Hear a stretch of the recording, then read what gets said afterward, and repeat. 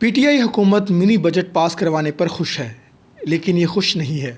کچھ لوگوں نے منی بجٹ کو حکومت کی بقا کا معاملہ سمجھ لیا تھا، لیکن وفاقی حکومت میں یہ کوئی راز نہیں تھا کہ اپوزیشن پہلے ہی اس بل کے پاس ہونے کے لیے راضی تھی۔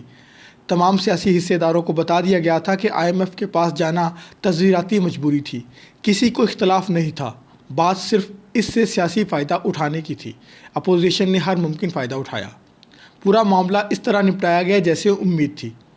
اپوزیشن کو ذرا برابر بھی شک نہیں تھا کہ صورتحال کو اپنے حق میں کیسے استعمال کرنا ہے۔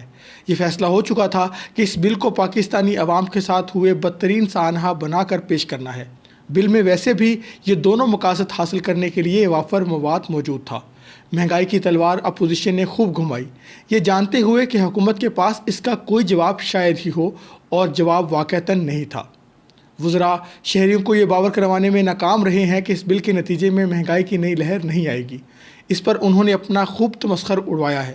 اپوزیشن جانتی ہے کہ اسے کچھ کرنے کی ضرورت نہیں، بس بیٹھ کر حکومت پر ہونے والی تنقید کا مزہ لینا ہے۔ پہلے سوچا گیا کہ اپوزیشن اس بل پر خوب شور مچائے گی، حکومت کے خود کو لگائے گئے زخموں پر مہنگائی کا نمک ملے گی اور پھر واک آؤٹ کر دے گی۔ حکومت بل پاس کروا لے گی اور نقصان کا سامنا کرے گی۔ بعد میں فیصلہ ہوا کہ اپوزیشن بائیکاٹ کرنے کی بجائے بل کے خلاف ووٹ دے گی اور اپنی تعداد سے احتجاج ریکارڈ کروائے گی اور سیاسی فائدہ نچوڑے گی۔ ان کی منطق کچھ یوں تھی: اس تصویراتی قانون سازی کے لیے رابطہ کرنے والوں کی بات مان کر رابطہ کرنے والوں کو ایک مثبت پیغام جائے گا، جبکہ اس سے ان کے مفادات کو کوئی زک بھی نہیں پہنچ رہی۔ اس سے انہیں حکومت کو رگڑنے کا موقع بھی ملے گا اور اس ووٹ میں شکست سے سیاسی نقصان بھی کوئی نہیں۔ دونوں صورتوں میں ان کا تو فائدہ ہی تھا۔ یہ ہو گیا، اب آگے کیا؟ اب وہی ہوگا جس کی امید کی جا رہی ہے۔ قانون بن جائے گا تو مہنگائی ہوگی۔ پیٹرول کی قیمتیں پہلے ہی ہر مہینے بڑھا کر مہنگائی کی بڑھتی شرح کو مزید تقویت دی جاتی ہے۔ فروری میں شاید بدترین معاشی صورتحال کا سامنا ہوگا۔ تبھی اپوزیشن سڑکوں پر اسلام آباد کی طرف اپنے لانگ مارچ کے لیے ماحول گرم کرنا شروع کر دے گی۔ پی ڈی ایم پہلے ہی اعلان کر چکی ہے کہ یہ وزیراعظم عمران خان کے خلاف تحریک عدم اعتماد لانے کے حوالے سے 25 جنوری کو فیصلہ کن مشاورت کرے گی۔ اگر تو اس کو حکومت کی مکمل تنہائی کا یقین ہوا تو اور بات ہے، ورنہ یہ اس تاریخ کو اپنے واضح فیصلے کا اعلان نہیں کرے گی، بلکہ حکومتی اتحادیوں اور اس کے اپنے ناراض اراکین سے بات کرنے کا اعلان کرے گی۔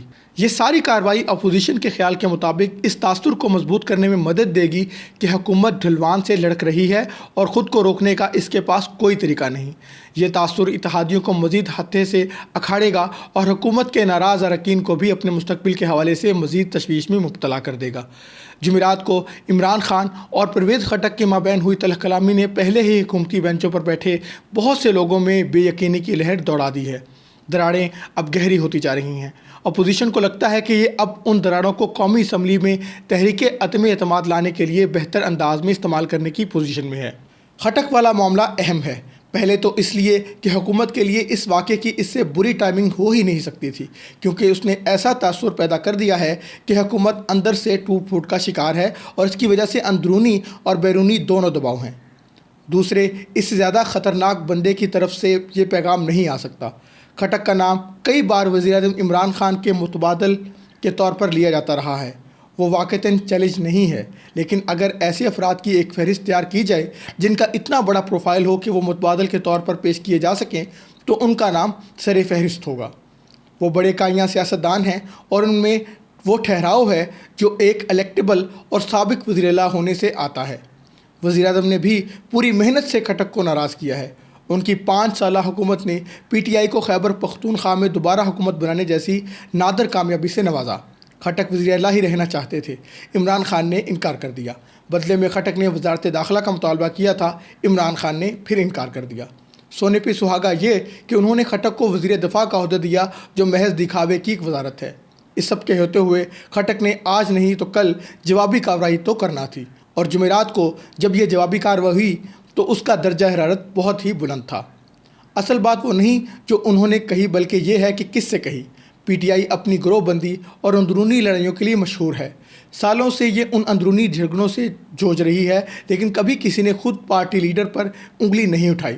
خٹک نے لہٰذا براہ راست عمران خان پر حملہ کر کے ایک نئی نفسیاتی حد عبور کی ہے۔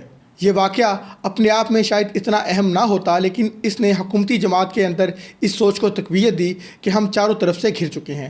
یہ سوچ مزید شدت پکڑے گی اگر آنے والے دنوں میں پارلیمنٹ کے اندر اور باہر سڑکوں اور بازاروں میں دباؤ بڑھا۔ پھر پارٹی کو اگر خیبر پختونخوا بلدیاتی انتخابات کے اگلے مرحلے میں شکست کا سامنا ہوا اور اس کے فوراً بعد پنجاب میں اس کا مکمل صفایا ہو گیا تو یہ شدید مشکل میں پھنس جائے گی۔ اب وزیر اعظم خود کو ایک ایسی صورتحال میں پاتے ہیں کہ انہیں موجودہ آپشنز میں سے سب سے کم بری آپشن کو چننا ہے۔ کیا وہ سمجھداری سے فیصلہ کریں گے؟